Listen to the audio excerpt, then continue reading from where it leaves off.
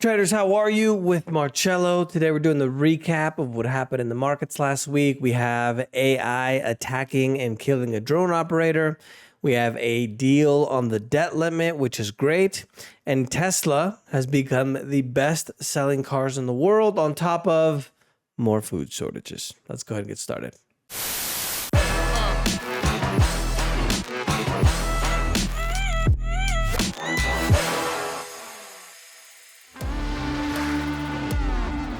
The main thing that's been in the news essentially over the last few weeks and months is the situation with the debt deal.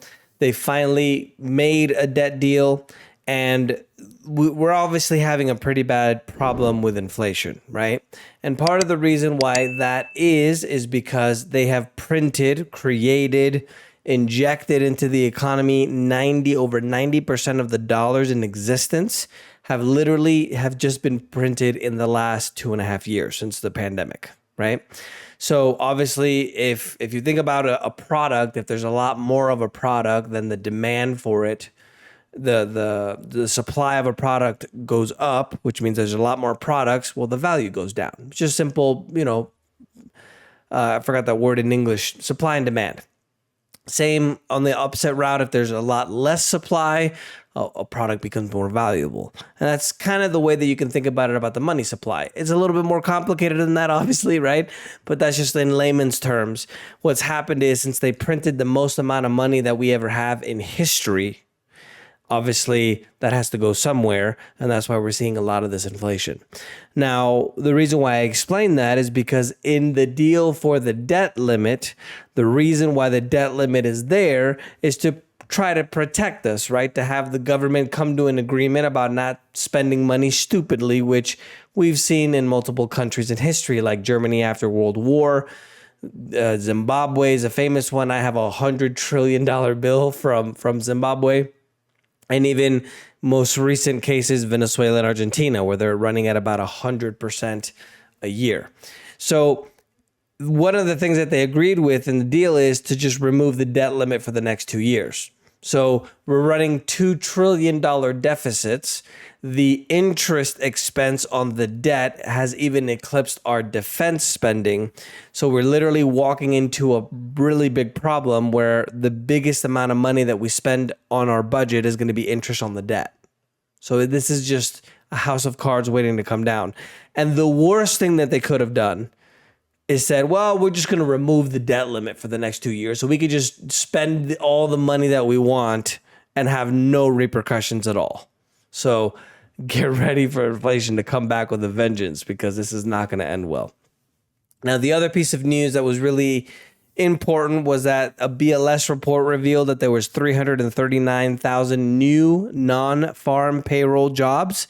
That basically means that the economy, quote unquote, is doing well. That indicates the Fed, which is the central bank in the United States, that the economy is resilient or, strong-ish, and they're more likely to raise rates. That's not good for you and I because since the economy and the governments around the world now are over-financialized, everything basically relies on debt, the more that they increase the interest rates, the harder it is for you and I going to be to live, right? So this isn't a good news, but on that news, the US dollar skyrocketed. That caused a lot of commodities to go down, things like oil and gold and silver. But eventually that's going to flip on its head because you can't print money forever without consequences. The markets in the US were mostly positive, or all of them were positive, actually, including Canada. European markets were mixed, with Istanbul exploding over 11%. Latin America mostly higher. My dear, beautiful Colombia was the biggest winner there. In the Middle East and Africa, the Nigerian markets were the most positive. And then a far, far east, we have mostly mixed markets, with the Nikkei out of Japan being the most positive there. Bitcoin and crypto, not a whole lot of news, not a lot of movement either in Bitcoin. It went up 1.67% to just a touch over 27,000. Generally in markets, when we see this kind of, I believe the word in English is conflagration. Think of it as a consolidation where the market is just kind of the market always has energy, right? I've been in this industry now for going on, I think it's 23 years. I keep, I started in high school, but whenever the market always has energy, right? And that's why when it goes down, it goes a lot faster than it goes up because of the fear. And, when things are going up, things like Bitcoin and other, Dogecoin, you see these booms and busts. So when we have a situation where the market kind of goes sideways for a while, that energy is pent up and it's kind of working in there. So let's see if we see a big move in Bitcoin due to the fact that that's generally how the markets mostly behave. In commodities, the combination of factors in Florida, the orange harvest now is going to be 56% smaller this year than last year. It's going to be the worst harvest since 1937. Just to give you an overall idea of the situation, 20 years ago, they produced 200 million boxes, and this year they're expected to produce just 18 million boxes. I believe the city around just outside of Orlando called Winter Park, just outside of Disney and Universal Studios, all of that used to be just thousands of hectares of orange fields, just thousands. And they were literally knocked down because a plague went after the trees and they just couldn't grow them anymore. And now they're just a bunch of, McMansions, just huge, beautiful subdivisions. But it's just kind of, it's sign of the times. You can see how this is kind of happening everywhere. Florida, those two hurricanes took out quite a bit. Obviously, we have the plagues I just mentioned to you in addition to the weather. The situation with beef is also starting to tighten and becoming a problem as well. We have the lowest amount of cow herds, or the cow herd, the amount of cows essentially is the lowest number since 1962. So enjoy that beef while you still can. And Georgia peaches, in addition to that, are going to have a 90% drop in their peach production because of an unseasonably cold snap that they've had and a prolonged cold snap. So much for the global warming. And this is the worst year since 1955 for the Georgia peaches. Russia signed new 10-year... let me go back. Arizona, right, is not going to allow any new housing construction in Phoenix that depends on groundwater because they don't have any water anymore. They literally are running out of it. So you can see different places around the world what's going on, and I think these kind of extreme situations with the weather are going to get worse rather than get better. Maybe one of these days we'll talk about why that's happening, because it's not man-made, in my opinion. Anyway, Russia signed 10 new cooperation agreements with Iran for the oil sector alone in May. Going back to that comment about the weather, Mount Etna just exploded. Mount Etna is a volcano in the south of Italy, where I used to live in Sicily. And the amount of carbon that one volcano, blew out was more than the entire carbon footprint of what humans have done ever in history. You can't tax volcanoes, though. That's the problem. So China also made an agreement with Iran as well. You can see the situation with the dollar and how kind of the power is shifting east, so to speak. Crude went down on the dollar news. Remember, I told you guys about the situation with the new jobs, which means that the Fed is most likely going to increase rates again, which increases the demand for the dollar, which increases the strength of the dollar, which drops all of the commodities and everything that are listed in dollars. So the U.S. crude went down over 1%. Brent went down over 1% as well. The demand for lithium, which is a key component in the electrical and EV batteries, electric vehicle batteries, is expected to explode over 600% in less than a decade. Sorry, that was tough to get out. Tongue twister. I'm recording this really late. But there's a U.S.-based top world producer called Albemarle. They operate mines out of Australia, Chile, and the U.S. is going to open up the another domestic lithium mine in North Carolina and Kings Mountain by 2027. And gold and silver obviously fell sharply. They went down quite a bit due to the dollar being increased so much. Gold went up 0.06% for the week, 1948.50 cents, and silver went up over 1% to 23.69. Financial and banking news, the inflation in UK shops reached its highest level since records began in 2005. Supermarket and retail chain inflation went up 9% year over year, while food price inflation came down to 15.7%. Or excuse me, it came from that amount to 15.4. The UK actually has the highest inflation of all of the G7 nations, in addition to Italy. And the Eurozone inflation overall fell quite a bit, 6.1%. And some of the readings that are coming from Germany, France, and Spain, in case you guys are watching there, looks like inflation is going down there as well.